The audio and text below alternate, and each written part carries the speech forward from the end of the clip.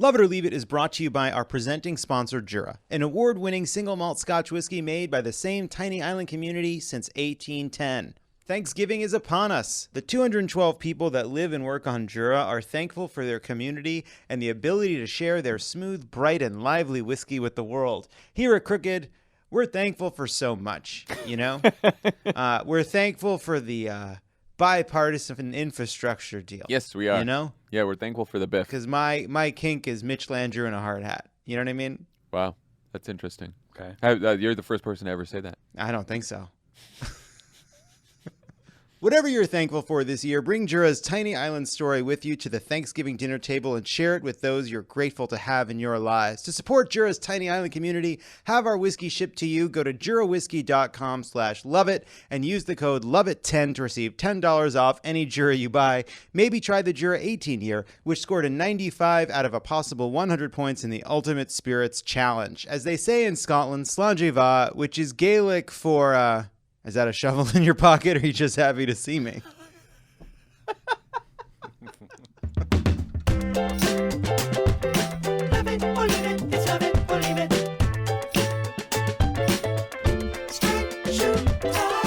Welcome to Love It or Leave It, Live or Else. If you have a Live or Else theme song, please email it to us at leaveit@crooked.com. You may have noticed that this is a hybrid episode. It is half live, half or else. Guy Branum joins me for the monologue. I have an interview with Senator Patty Murray on our shared favorite pet topic. Plus, we go to our live show to gossip with Solomon Georgio. But first, he'll be at the Arlington Draft House in Arlington, Virginia on January 21st and January 22nd. Get them while they last. And they won't last long. Please welcome returning champ, the one, the only, star of stage and screen. It's Guy Branum. Thank you for having me. Thank you for plugging my dates. Please. Nothing brings me greater joy, all right, than to plug your shows. Let's get into it. What a week. What a week. On Monday, President Biden signed the $1 trillion infrastructure bill into law. Donald Trump must be feeling pretty bad right now based on his diet. Just unrelated to the bill.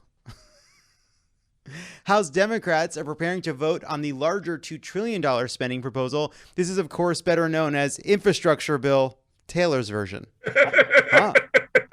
Huh? You get it? You get it, Guy Branum? Do you see what's going on? Yes. Joe Biden also had a messy breakup from Jake Gyllenhaal, but he's responding to the situation by building America back better. Come on, Jake Gyllenhaal. Build back better. Do you think she ever got that scarf back? Did she want it back? No. Did she want it back? Steve Bannon was released from custody ahead of his contempt of court trial for failing to comply with the subpoena from the House January 6th committee. If there's one guy you can trust to show up because he legally has to, it's the guy you indicted for failing to show up when he legally has to. You're a lawyer. That's just a good joke, though. That's really just a good joke. I mean, it underlines the way that our democracy rests on having people who are kind of trying a little bit. Just a little bit. Just trying a little bit. When asked about former President Trump's level of accountability in the Capitol riot, Jacob Chansley, attorney for the QAnon shaman, said this. I tell him, you know what? You got a few fucking things to do, including clearing this fucking mess up and taking care of a lot of the jackasses that you fucked up because of January 6th. But my opinion doesn't mean shit. That is what that guy's lawyer said. And it begins my campaign to make attorney Jacob Chansley the next poet laureate of the United States. That's beautiful. That's beautiful. You fucked up these people. It's true. It's true.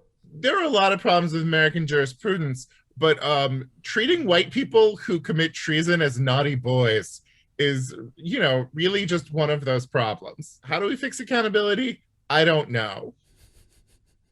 We don't know. Here's the thing. We're not going to solve it here. And you don't have to, because we don't know how. We don't know how. Meanwhile, the House voted this week to censure the world's worst dentist, Congressman Paul Gosar, over his weird anime video depicting the death of AOC, stripping him of his 2 committee assignments. This is the worst punishment over anime since Ronan gave me the cold shoulder for a week just because I said I don't get Spirited Away. Oh my God, coming for fucking Miyazaki? I'm not. Here's the thing.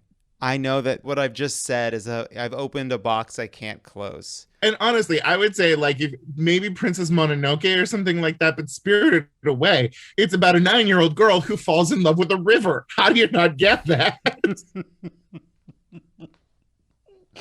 Maybe I wasn't in the right headspace when I saw it.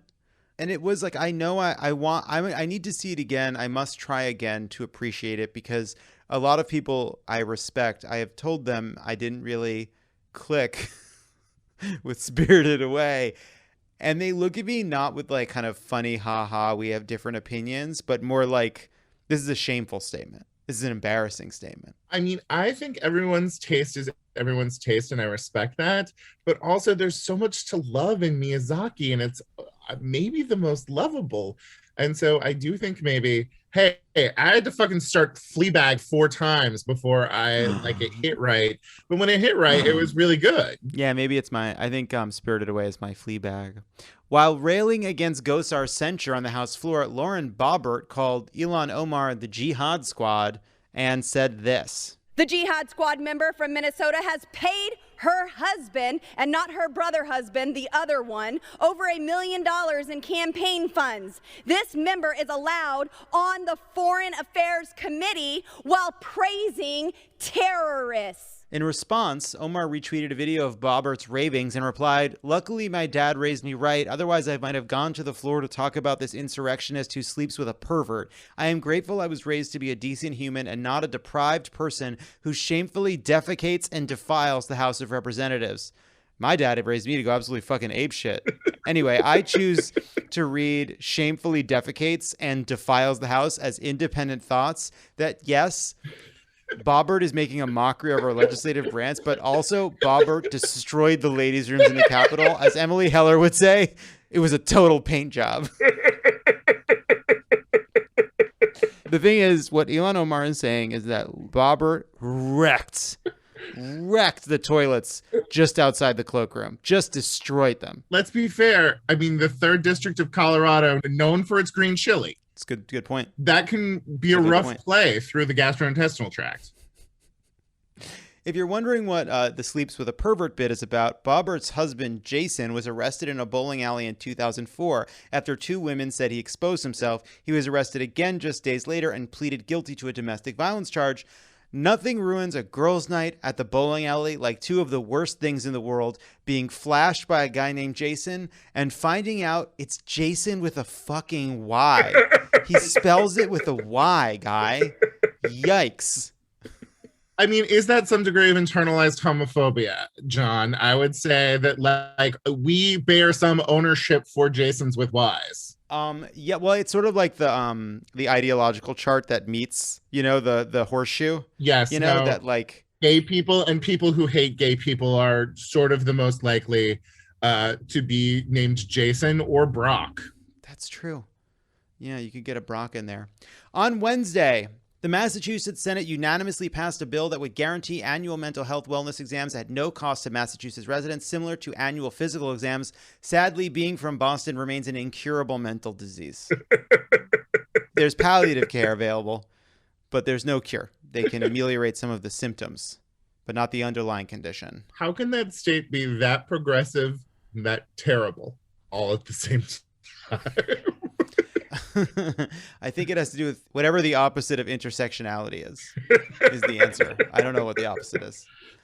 Beto O'Rourke raised $2 million on the day he announced his decision to run for governor of Texas, which his campaign touts as the most money raised by a Democratic gubernatorial candidate in the first 24 hours of his or her campaign. And if we get him to $4 million, he promises he will not do a Vanity Fair cover again. I'm just looking forward to all of the things that he's going to squat on top of during the course of his campaign. The state of Texas is so big. Will he squat on top of a cactus? Will he squat on top of an oil derrick just off the Galveston coast? I bet. Why Who not? can know where we're going to see those thighs? Those thighs, you can go to every county. You can bank on it. On Wednesday, Apple said it will finally allow customers to repair their own iPhones, even providing the tools and instructions to do so. The only catch is that the instructions are printed on the back of the Declaration of Independence. No, in fact, the tool is a bag of uncooked rice, and the instruction is, be my fucking guest. Here's the thing, guy. We kid, but I'm really looking forward to buying a $199 space gray screwdriver. Very excited about that. Meanwhile, unfortunately, according to the Wall Street Journal, the price of fuel has jumped by 59% and gasoline 50% over the last 12 months, with used cars and trucks costing 26% more and new cars and trucks 10% more than at the same time last year. Fortunately, the price of VCR cleaner hasn't been impacted because it does such a good job of keeping the pipelines open, guy. Do you know that there's a kind of baroque of development inside of Love It or Leave It, which is that we must do a Pauper's joke every single week? That's beautiful. We missed one by accident, but we made up for it with 2 the following week. I'm really proud, and that's the kind of representation I am looking for, you know? Mm-hmm. Mm-hmm. It keeps the pipelines open. It protects its own supply chain, you see. Yes. Scientists discover that bees, when confronted with hornets or other enemies, are able to generate a human-like scream with their bodies. Listen, bees, our culture is not a costume, okay? Madonna's former Miami home is being sold for $32 million by Gunther VI, the great-grandson of a dog who inherited it as part of an $80 million inheritance from a German countess. This isn't the worst thing a German has ever done, but it's up there. Also, is this or is this not a Ryan Murphy series? I'm not clear yet. I want to say leaving like a house to a dog is an extremely complex process.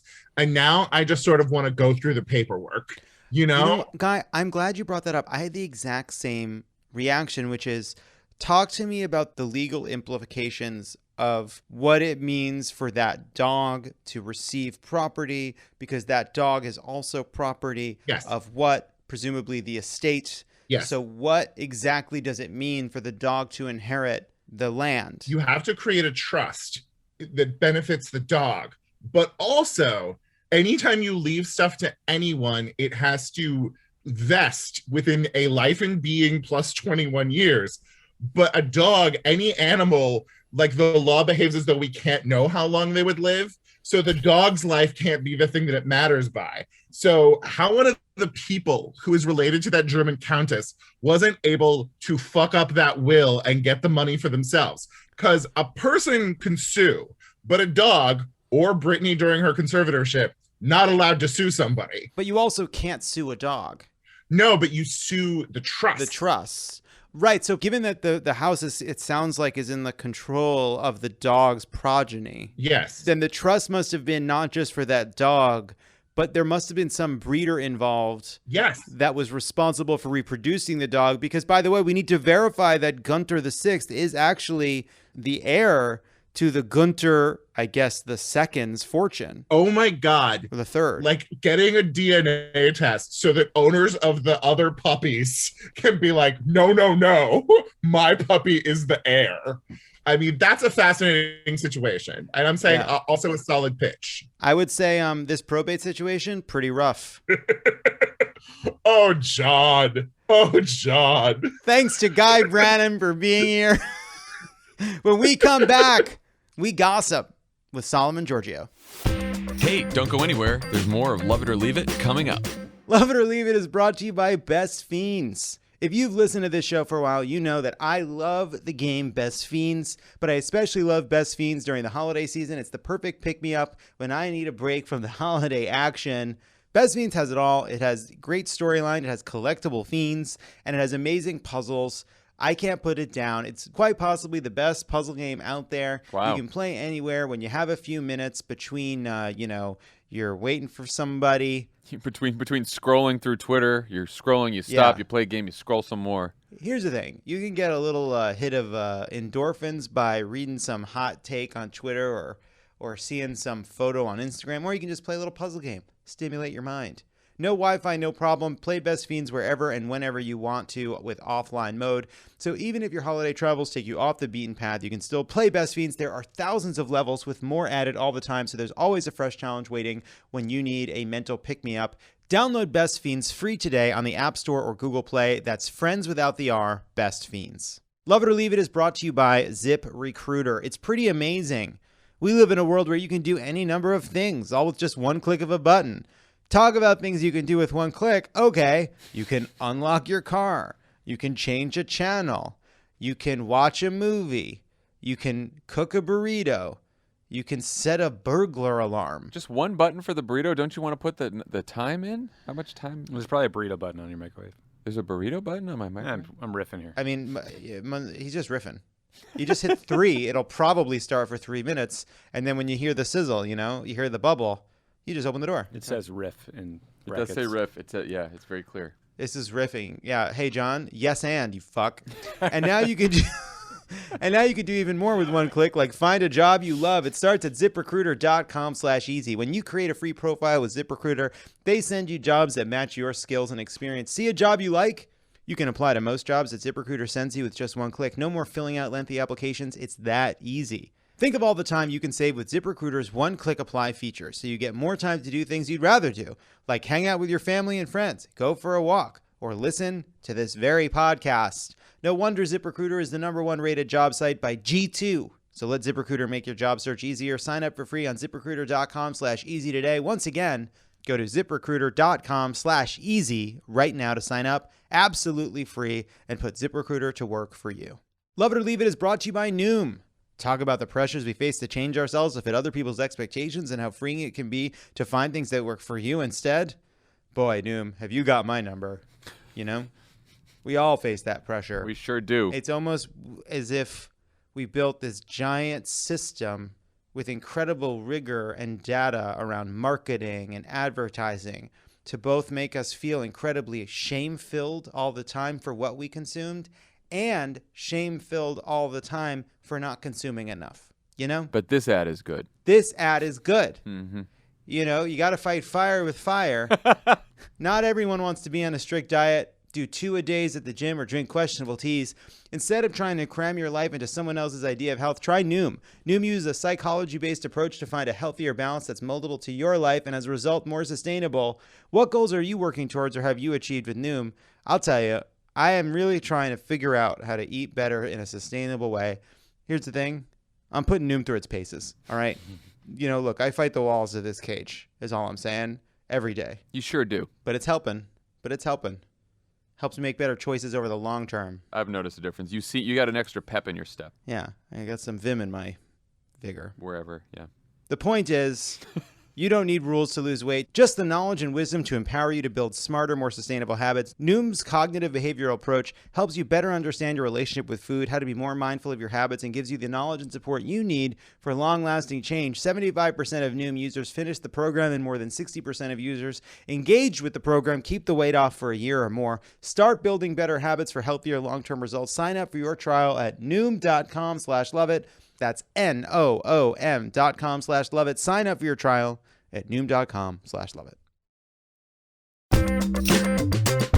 And we're back. There's been unending COVID news, and Biden's legislative agenda feels like it's trapped in the congressional equivalent of a corn maze. Like that movie In the Tall Grass. Did any of you see the movie In the Tall Grass? Anyway, like the movie In the Tall Grass. I'm a little worried they won't stick the landing.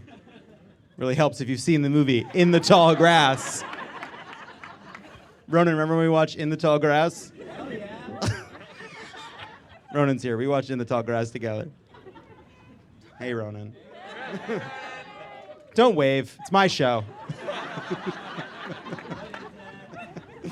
The point is, we need some hot goss to warm up this chilly news environment. Joining me now for a segment we're calling Other People's Business is a person who loves to talk behind people's backs and in front of them and is launching a podcast about gossip this winter. Please welcome back to the show comedian Solomon Georgio.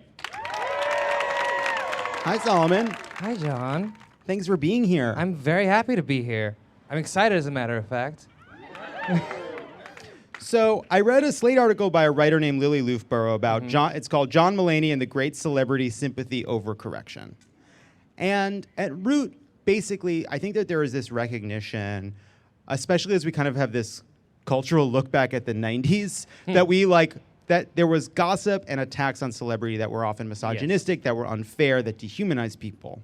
but that at the same time now you kind of see an overcorrection that seems to reflect the kind of like parasocial relationships that people are having because of their ability to connect and see the lives of the kind of big time celebs they used to watch. What do you think about that? Oh, the whole concept of it? Well, first of all, I just learned what parasocial meant. Well, like, do you think, like, basically there is this kind of pulsating desire on the part of the internet to gossip about this John Mulaney, Olivia Munn situation, and then you see a lot of kind of requests that, like, this is ugly, this is tawdry, he is somebody in recovery. Like, how do you think about, like, sympathy versus, wait a second. It's, like, I feel like the relationship people have with celebrities is terrifying. Because it's, like, I feel like there's an overfamiliarity. If you don't really know the person, you can't really figure out everything about them. But also, it's really hard to not want to gossip. I personally am more invested in everybody else around me than I am in celebrity gossip. Because that's like the idea of your podcast, right? The idea of what you want to talk about is like, you want to talk about like local gossip. For me, I am a fan of what is going on at a retail store in the middle of Kentucky. I want to know who's fucking who there. And in the walk-in, most likely. Like, that's like the kind of stuff that I've always been interested in is, I feel like the more small scale the situation is, and the less people it affects, the more I want to know about it. And the more people I want to tell. I feel like there's something innate as a gay man in the world where you want other people's business to be out instead of your own, especially. Totally. When you're closeted, then you're like, all right, everybody else's business is about to be blasted before mine does. Yeah, I mean, there's also like these new social media like Demois that's like a kind of effort to like treat big time celebrity gossip like small town gossip. Yes. What do you think about that? I just don't know why we need to care so hard about these things because it's so out of touch to what we're doing. It's not almost like the problems almost aren't that real. It's right. You're like, how you're not doing that. You're not like, we're not going to those rehab centers. Like there's our fancy. We like, they're being treated well. Like it's not half a prison like the real ones are. It also like seems like I feel like there's this effort from like Megan Fox and Machine Gun Kelly to like generate gossip by taking these quote outrageous end quote pictures to kind of get people buzzing. It feels so forced, like they're trying to get something going. Like, why won't people talk about our sexy photos? I'm naked and you're holding a hairdryer like a gun or something. You know what I mean? It's for me, it's the way celebrity gossip now is so staged and like set up and paparazzi's called ahead of time. Like, that's why it's no longer interesting to me. Like my reality show, I stopped reality shows right around the Jersey Shore when weird stuff happened impromptu. Like everything's like, oh, we're just gonna have a meeting and a dinner and everything's coming. Like, that's not the stuff that I want. I want something to be messy, real, and the camera barely missing it. That's yes. There was that moment where somebody punched the little one in the face. What was her name? Snooki. I almost said Stussy, like the brand. That felt very real. Like the camera was like this is real life happening here. And isn't there something going on right now with a housewife of Beverly Hills that was arrested on camera? Isn't that ongoing? Salt Lake City? Okay, Wow. Jen Shaw. I know that one. I know a little bit. I've heard she's Jen Shaw. She got arrested for a real thing. And like it happened on camera. I think that's cool. It's like first season of Survivor stuff. Like these people don't know how to be on television yet.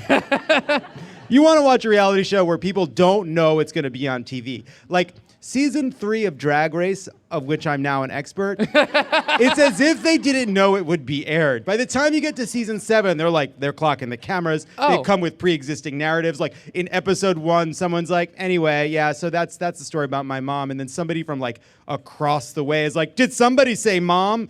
Tears story. Yes. And the other seasons, like somebody mentions their mom, the other one across from like, fuck your mom. That's the kind of reality show. I'm the villain. Well, in the spirit of Solomon's love of personal petty gossip, what our producer Brian Semmel called hairdresser gossip, because he's either a second-wave millennial bisexual or a 75-year-old Jewish woman from Boca Raton, we would like to open up the forum, to the crowd. We would like to hear some gossip that you'd like us to share, and we can talk about it and discuss it. No names, no identifying information. I do not want to be sued by Armie Hammer again. Fully anonymous, please. And also, the more local and weird it is, the happier I am to hear it. Hi, what's your name? Oh, I don't want to say it. Oh, Okay, start again. You know what? Okay. You're right. We'll catch it. So perfect. What's That's your exactly not right. real name? Give yourself a fake name and then tell us the story. Judy. Judy? Sure. Okay. Hi, Judy. You could have gone. Okay. So I have a friend who is a compulsive liar, and there were multiple text threads where we all compare the different stories this person has told us. And this person is currently not in LA, but we're all getting different versions of different things, so we're all kind of like getting ready for when they return. Oh. Wow. Can you anonymize but give us an example of a lie that's like the lie but not the lie? Find something parallel to it of similar scale. I'm on the edge of my seat, Is that too. too hard a question? They had sex with their partner, Uh-huh. and it's unclear how it went.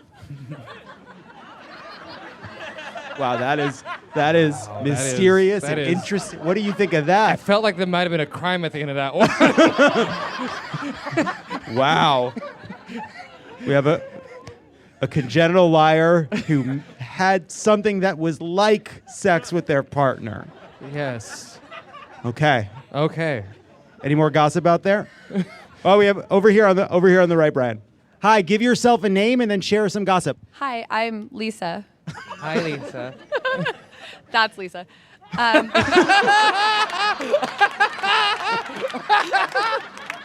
Perfect. I couldn't think of anything. I'm sorry.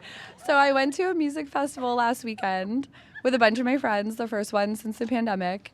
And one of my friends who is in a relationship spent a lot of the time on some of the sites like Grindr and Stiffies, which I didn't know was a thing till last weekend. And like found a guy who drove him home to our place and like took his pants off in the car. And our friend like couldn't do it and was like trying to get laid all weekend, even though he has a boyfriend. Ooh. Not uncommon. Very real, and I love those tales. Tried to take the And I pants off just in found the out about car. sniffies too, and I've been gay for a long time. Sniffies or snuffies? I've not done it yet, but I've been told it's even more of a hookup situation than Grindr.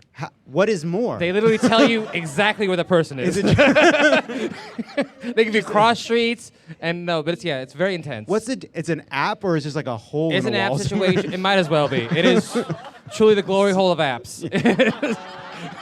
There was I remember when I think it's called squirt.org rolled out. And I just remember somebody like Mom, I got the job. The marketing job, the one I was really excited about. Where it doesn't matter what it is for.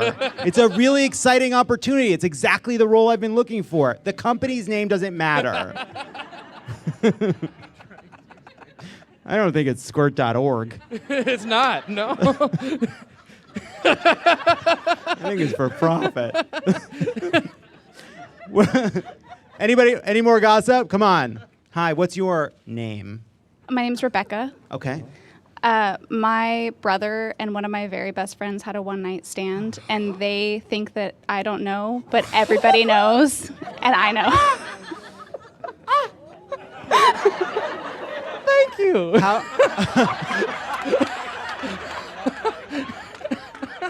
How does that make you feel? Fine. They're both great people. I think it's really funny that they're really trying to keep it a secret from me, but I think it's fine. You should just say that to them. I kind of like that they think that it's a secret. They're keeping it from me. I love that. I like playing with, but I'm the person that knows. I like messing with both people. Like, we're like, I know, and they're like, know what? Like, you know, and they're like, they're about to say it, and I'm like, actually, I don't know anything. I'm just fucking with you. Why do you think they think you'll be hurt in some way? This was a couple years ago, and so it's been a couple years that they've been hiding it from me. But they're both in like long-term relationships now with other people. Like, it was truly just a one-night stand. And I don't know. They're both secretive people, I guess. Wow. Do you think it's that they worry that you'll in some way feel as though the intimacy you have with them individually is violated by them creating another kind of intimacy outside of your relationship with them? Wow. On some subconscious level, maybe. Okay. Now we're getting to you as a person. And what are you projecting to the world that makes them afraid of that? Let's do one more. One more out there. Hello. Hi, what's your name? Roosevelt? It's Roosevelt? I like that her fake names have been Judy, Rebecca, Lisa, and Roosevelt. Cool. I respect it. I think it's great. What's your hot goss? Because I can't give my name because this is like pretty hot goss. So I know this couple that they like to have, let's say, extracurricular activities, but together, like let's say it's intramarital activities. They've been trying to have a baby, and it's not been going. But so they had an activity, and the partner that they experienced it with did get pregnant.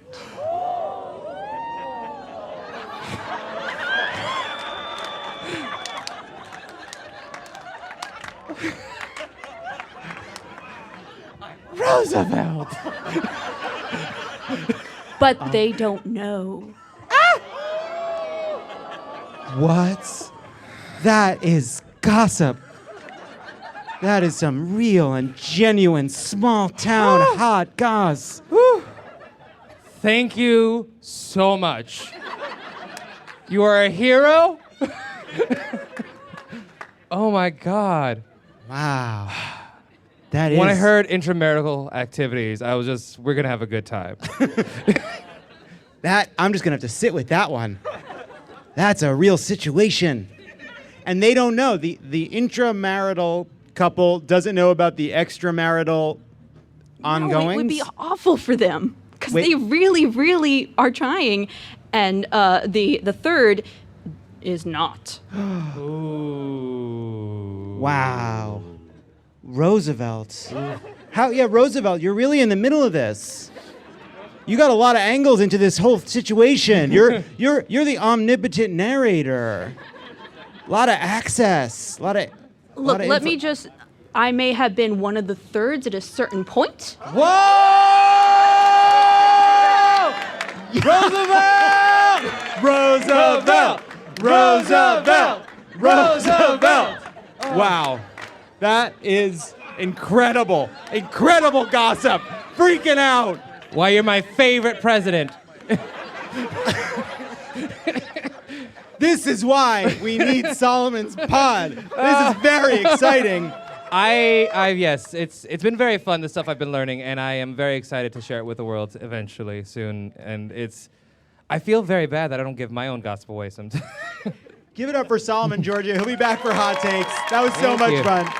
Thank you so much. When we come back, another segment. My, oh my, that was some hot goss. Let's keep talking about scandalous bad decisions like daylight saving time. My interview with Senator Patty Murray is next. Don't go anywhere. This is Love It or Leave It, and there's more on the way. Love It or Leave It is brought to you by Cariuma. The good people at Cariuma believe you and the planet deserve a better sneaker, and we agree. We sure do. Cozy season's in full swing. Wow, we got softness season. Cozy softness, season. Yeah, it's all over the place. They're making the cool, seriously comfortable shoes you need right now. Trends are unsustainable. We all know it's true. That's why Cariuma sneakers are designed with a classic look and made to last from premium, planet-conscious materials. They're meant to evolve with you and your sense of style. Their original sneaker goes by Aka. Just this year, Aka logged around 7,000 five-star reviews and over 34,000 waitlisters. Your in-real-life friends and favorite celebrities included. Now, look, they don't know this, but some of my friends are celebrities. You know? Which is just sort of, they're both. Coincidence, I guess. The good news is they've just been restocked right in time for the holidays. The bestseller comes in organic cotton canvas or ultra soft, responsibly sourced suede. Low tops are a given, but the Aka family includes a padded high top silhouette for a cozier fit. Cariuma also gave us a little insight into their top selling colors this season. Check out their rose, gray, off-white canvas styles, or treat yourself to a pair of navy or camel suede. Walk a little lighter knowing your pair plants 2 trees through Cariuma's in-house reforestation program. Wow, that's 1 tree per shoe. That's cool. It's part of their commitment to replant the forest floor and restore biodiversity in the Brazilian rainforest. Unless this is the first time you're tuning in, you know that we've been lacing up our Cariumas for a while now, so what is it that sold you on these shoes? Why do you like them, Tommy? They're comfortable. They look cool. What else can you say? They're affordable. Mm-hmm. I like that. Thanks for putting your real personal touch on these. I mean, look, I buy a lot of shoes. My shoes get dirty. They get worn out. Mm-hmm. I want to buy new shoes, so I want a shoe brand that I can just keep buying new pairs, and, you know, it doesn't break the bank, as they say. Doesn't break the bank. And they're great. For a limited time, Love It or Leave It listeners can get an exclusive 15% off your pair of Cariuma sneakers. Go to cariuma.com/loveit to get 15% off.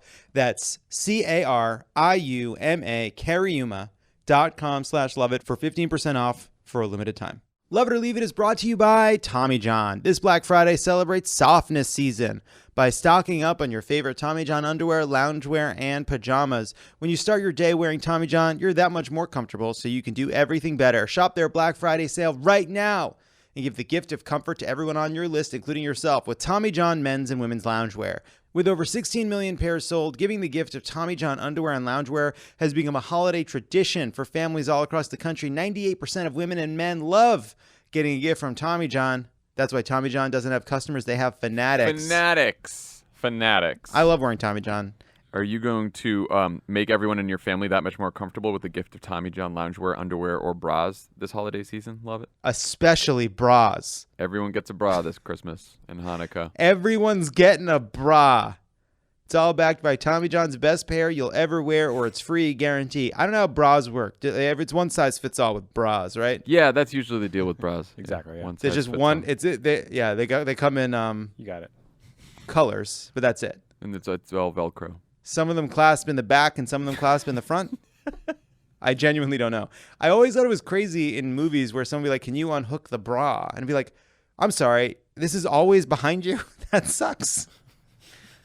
Are they sometimes in the front? Anyway. Guys, I can't see you. The point is, You can't talk about bras. You can't see the facial reactions we're making at each other. It's just an item of clothing. During Tommy John's Black Friday sale, get 20% off site-wide at TommyJohn.com/loveit. Get 20% off for a limited time only at TommyJohn.com/loveit. Right now, TommyJohn.com/loveit. See site for details. And if you have any kind of bra questions, tweet him at Tommy Vietor. It's at TVitor08, and he'll answer any bra questions. TommyJohn.com/loveit.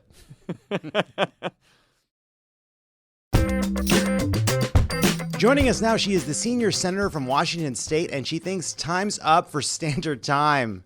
Please welcome Senator Patty Murray. Senator, thanks for being here. Great to be with you. I want to talk about the policy, then I want to talk about your plans to help make it happen. So you and Senator Marco Rubio have introduced the Sunshine Protection Act. I prefer to see it as your initiative, personally. That's fine. What would it do, and why do you want states to shift to permanent daylight saving time? There's 1,000 reasons, but first of all and foremost is it's crazy that every fall we interrupt everybody's sleep schedule. Nobody knows what time it is for weeks on end after that, and it's dark at 4:30 in my state for 4 months. That's crazy. But there's a lot of really solid reasons for this as well. We know that depression is less. We know that people do more exercise. We know that people do a lot more activity. There's a lot of really solid reasons to do this. But to every parent in the country who's had to explain to their 2-year-old that they have to sleep an hour longer every November for weeks on end, this just makes sense. This has been tried relatively recently. The whole country did switch to permanent daylight saving time in the 70s most recently. And then the country switched back. What makes you... Well, in part because there are certain parts of the country where that means the sunrise in the winter is pretty late. You don't care? I don't. No. So Why do you prefer the whole country switching to permanent daylight saving time as opposed to simply amending the Uniform Time Act to allow states like Washington to choose permanent daylight saving time and let other states do whatever they want? I'm fine with that approach. And there's another way we're looking at doing this as well. And that's a little complicated, but it works. And that is if all the governors on the West Coast, which would be Washington, Oregon, Idaho, along with British Columbia, who's ready to do it as well, would petition the Department of Transportation to allow us to become Mountain Standard Time. And if we did that and not choose to switch time, we would be actually on daylight savings time all year. Right. So you would basically, the legislature would pass a bill that moves you back to permanent standard time. We wouldn't have to pass any legislation. If the governors from those states just petition to change to Mountain Standard Time, the Department of Transportation, Buttigieg, right now can grant that. And then they switch to Mountain Time and then choose to stay on Mountain Standard Time, which is actually daylight savings time for us. So we just stay on, quote, daylight savings time, which is actually where we want to be. And have you heard anything back from Secretary Pete about this, about the idea of fast tracking this change? Yeah, well, so I actually just wrote a letter with Senator Wyden from Oregon and Senator Padilla from California to Pete Buttigieg, asking him if the governors petition him from those three states, would he be willing to do this? So yeah, we're looking at all options here. Right. And just so people understand, basically what that would mean is because the Mountain Time is an hour ahead, Mountain Standard Time is basically daylight saving time for the West Coast. Now, don't you also need, what happens with Idaho? Because if you do this and Idaho, isn't there a possibility that there's some funky time happening when you go from Washington to Idaho to Montana? There could be. I'd love Idaho to join us. That's fine. But a small part of Idaho. And by the way, people change states and time zones all the time when they travel. They'd figure it out. So what do you think of my proposal, which is just to amend the Uniform Time Act? You can do it one of two ways. One is I think basically what you have recognized and written about is that the time change itself is really dangerous, right? It causes heart attacks, it causes traffic issues, it causes all kinds of health issues. So time changes themselves are not a good idea. But basically you can do one of two things. One would be to simply amend the Time Act to give states the option to choose permanent standard time and leave people to switch or to stay in standard time year round if they wish, but give states like Washington, California, and others the option for permanent daylight saving time. Or you can simply give every state a period of time in which they have to choose, right, whether they want to be in daylight saving time or standard time. I'm willing to look at any of those options. The legislative ones where we have to get 60 votes in the Senate are hard, as you well know. Because then you got to get everybody on board.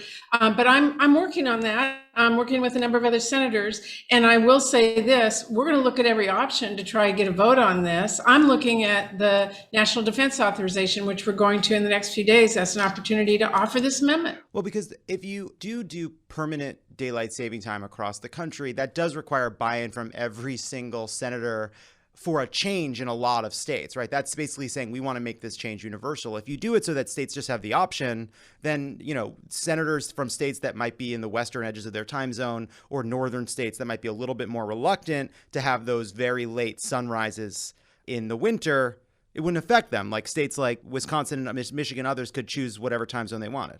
Yeah, I think that's an approach that sounds reasonable to me. I'm just saying, let my state do what we want to do. And if every state wants to go that route, we'll give them that option. How can we help get this done? Because I think, look, what we're calling today the Lovett plan, I think is really strong.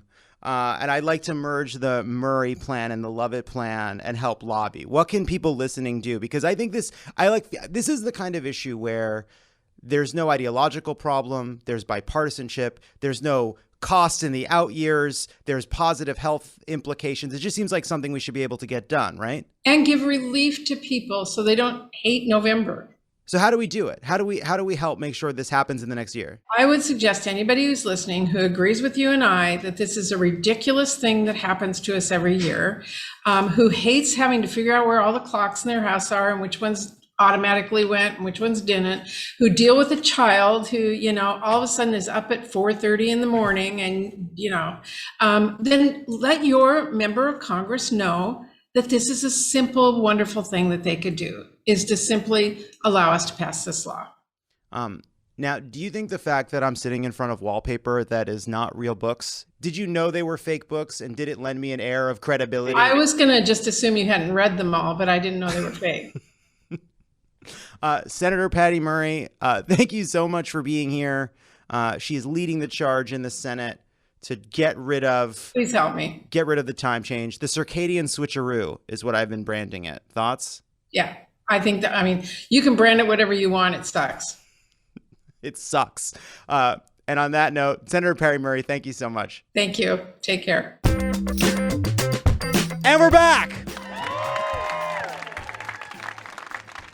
Before we close the show, we're going to end. I want to take a couple questions from the audience, and then we'll end with a couple high notes. Does anybody have any questions on any topic? Hi, what's your name? Tara. Tara, what's your question? Who is your favorite celebrity and why? Ronan, who's my favorite celebrity? It's Machine Gun Kelly. I will say this about Machine Gun Kelly. You can project an air of, I don't give a fuck what you think, and I don't care about anything, and I just gotta keep it real and be this cool, hip guy that does whatever I want and is a little bit grungy and whatever. Or you can get an extensive and truly excellent hair transplant. But if you're over here, it means you care a lot. I see, not ready for that conversation. My favorite celebrity is... What's the real answer, Ronan? What is it? I'm so fucking nervous. Wait, he has the mic. Brian, we talked about this. Guests don't get to hold the mic. Jon Lovett's actual, real favorite celebrity. What are you going to say? You think very carefully about is who you Norm go... Macdonald. Norm Macdonald. Oh, I did love Norm Macdonald. Honest to God. I might have gone with the Dalai Lama or something, but Norm's good too. I did love Norm Macdonald. There was a refusal to do it the way other people did it, and a kind of bravery in that I think is very smart and cool, that is hard to emulate, but I think is amazing. That's a good answer. Thank you, Ronan. Do you have any questions for me? Many. We'll talk later. Hi. What's your name? Hi. Hi. Do you still have an e-bike, or did you give it up when you moved to LA? That's a great question. Do I have an e-bike? Or did I give it up when I moved to LA? Actually, technically, I gave it up when I locked it at 17th and M, but thought I had locked it at 15th and L, and then thought it had been stolen, and then winter happened, and then it got snowed in and ruined, and then I had to lock it and bring a bented, rusted e-bike back to my house. But by then, I'd already gotten a non-e-bike that I was using all the time, and then I brought that non-e-bike to Los Angeles, and then I rode my regular bike on the streets in Los Angeles for 5 minutes, and I thought, well, either I die this way or I choose another way. because like I loved biking around the District of Columbia, but in LA there is a kind of animosity towards the two-wheeled community that is it shocks the conscience. The dehumanization that happens, it's like, I didn't invent this traffic, and I'm not why. You know what the most dangerous time to be on a bicycle in the city of Los Angeles is? I'll tell you what time. It is 8:53 a.m. because everyone on the road cannot get to where they're going to be ready at 9. You know what I mean? Like 8:53, if you include parking, walking to wherever you have to go, putting down your shit, you're not going to be on time for what you have to be doing at 9 a.m. Being on a bike at 8:53 is the scariest fucking shit in the world. I will never do it again. It haunts my nightmares. Next question. Hi, what's your name? My name's Matt. Hi, Matt. What's your question? I'm wondering how Drag Race is going. How Drag Race is going? Thank you so much for asking. So I have the zealotry of the convert. I mean, it's really intense. Since I started watching Drag Race about an hour ago, I have now watched season 3, season 4, season 5, All Stars 1, season 6, season 7, All Stars 2. We're about to start season 8. And when I tell you that Drag Race is going great, I fucking love Drag Race. I would jump in front of a bus for Jinx Monsoon. And I love Bianca. Love Bianca. Huge fan of Bianca. Obviously, I have a kinship with Bianca. There's an angry shared kind of quality that I appreciate greatly. I worry about Violet Chachki's waist situation. That seemed very uncomfortable. I don't like all the cinching. I think there should be less cinching. I want to find out what happened with Adore in All Stars 2. I'm very upset about what Michelle did because I was not done with Adore. And also, my drag name is Anti-Vax.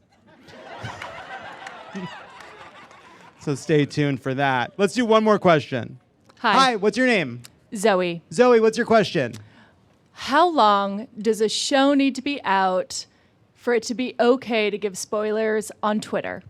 That is such a great question. How long does a show have to be out before it's okay to give spoilers on Twitter? I think there's a hard rule and there's a soft rule. Here's the hard rule. You cannot spoil any part of a season while the season is still airing, because some people like to binge, and that ought to be respected. That you should be allowed to save up the episodes. And 2, there is a natural rhythm to online conversation about a show. And as long as that is at a kind of semi-fevered pitch of dialogue and discussion, it is rude and wrong to issue spoilers into the void. But once that conversation has subsumed, once the kind of moment where the group is discussing the show together, then it starts to be okay. However, while it is, I think, morally acceptable, it isn't often nice. Something to think about. And I will say that one of my great regrets is I really callously issued a Game of Thrones spoiler. I can't believe I did it. I really think about it because I care about spoilers. Do you remember when I did that? What was I doing? It was, I don't want to do it again. Do we think I can do it?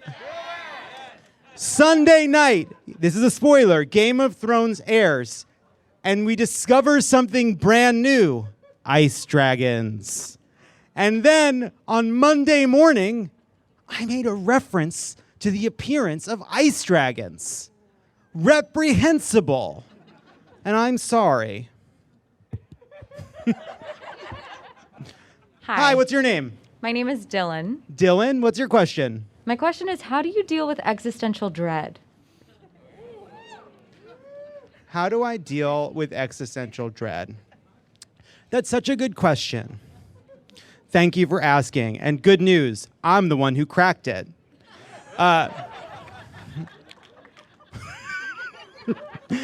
So it's a good time to ask, because I actually, A, am the only person who knows the answer, and B, literally just figured it out in therapy. So this is a big deal, actually. This is actually big. No, here's what I actually think, which is I find that when I'm in my moments of greatest existential dread, they're also the moments where I'm looking inward and most concerned about how I get out of thinking about my own existential dread and my fears about my flaws and my failures and my buffoonery and the fact that at any moment I'm about to be found out. And even if I'm not found out, even if I make it to the end of the life without anyone actually figuring out that I'm 100% a fraud, it will have come to nothing, and we enter the world alone and we die alone. And no matter what we do, no matter how fast we run, no matter how much money we make, how much acclaim we get, how many things we do, how many plaudits we get, it doesn't fucking matter, because in the end, all there is nothing, and then nothing comes for us all. What I find is that there is no solution to that inside. And I find that I think about it less when I stop trying to solve it and I look outward and I just stop worrying so much and try to kind of fake it till I make it and see my friends, even though there are moments where I kind of am a little bit dark, and think of them kind of like a Netflix option. Like, should I watch this or should I go see Spencer? You know what I mean? Because I feel a kind of a sense of disconnection. Spencer is real. He's a real person, and he's a dear, dear friend. Though he did call me at 7:43 tonight and said, "What are you doing tonight?" And I said, "Hey, best friend, I'm about to do a live show." And he goes, "Oh, right. I totally forgot that you do that." And I find if I fake it long enough and stop thinking about it long enough and take little joys in the things that I'm doing outside of the dread that's always there, all of a sudden, I don't have the dread. You know? How's that? Fucking Spencer. What a prick. I gave him my PS5, too.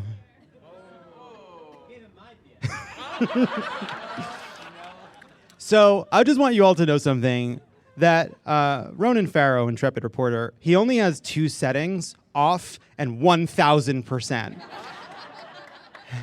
And when he's in between scoops, it's like when Cyclops accidentally removes his glasses in X-Men and that laser beam just like burns through a skyscraper, you know what I mean? And it's like he'll point it at anything. He'll point it at like restocking websites to find PS5s and OLED fucking Nintendo Switches. He'll point it at like different colors for picture frames.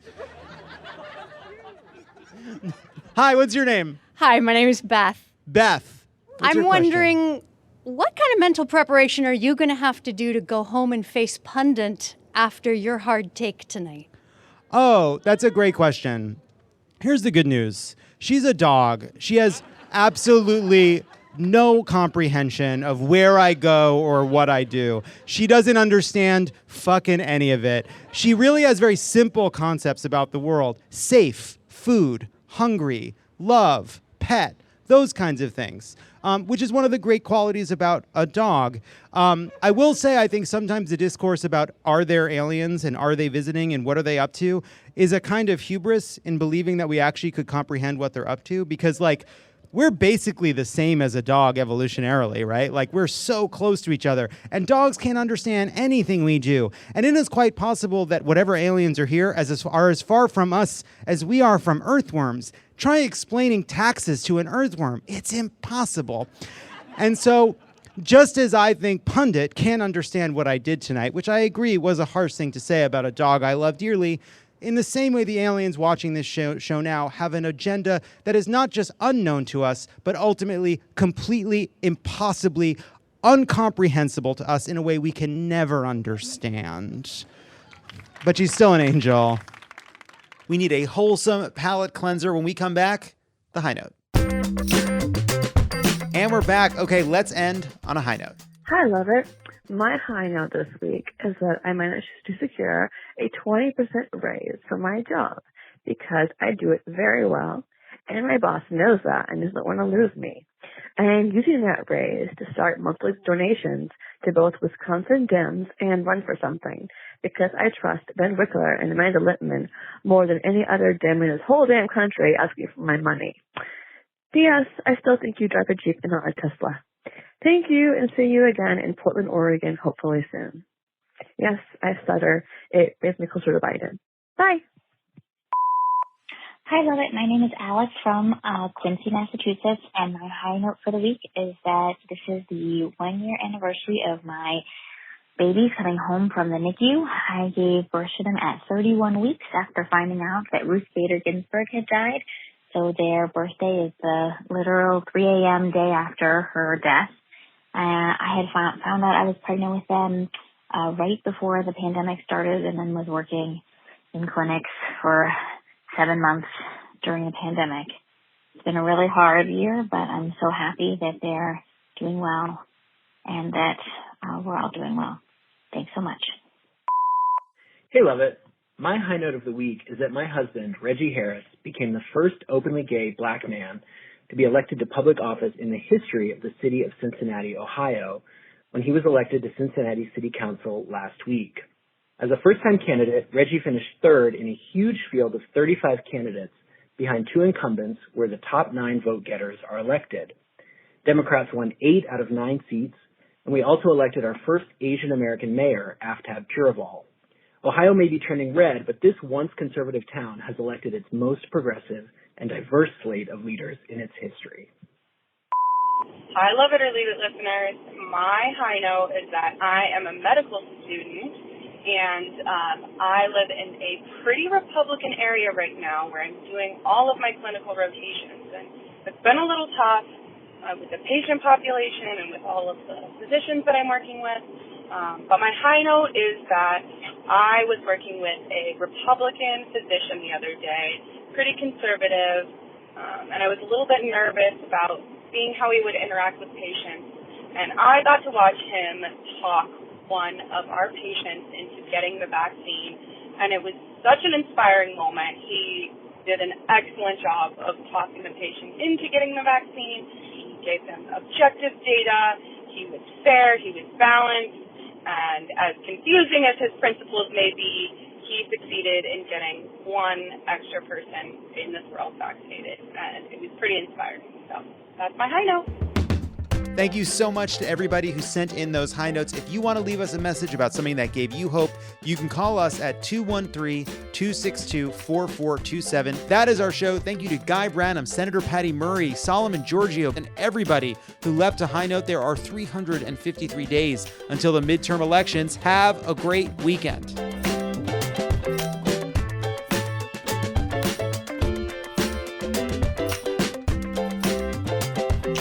Love It or Leave It is a Crooked Media production. It is written and produced by me, Jon Lovett, and Lee Eisenberg. Kendra James is our senior producer. Hallie Kiefer is our head writer. Jocelyn Kaufman, Pallavi Gunalan, and Peter Miller are the writers. Our associate producer is Brian Semmel. Bill Lance is our editor, and Kyle Seglin is our sound engineer. Our theme song is written and performed by Sure. Thanks to our designers, Jesse McLean and Marissa Meyer, for creating and running all of our visuals, which you can't see because this is a podcast. And to our digital producers, Nar Melkonian and Milo Kim, Mia Kelman, and Matt DeGroot for filming and editing video each week so you can.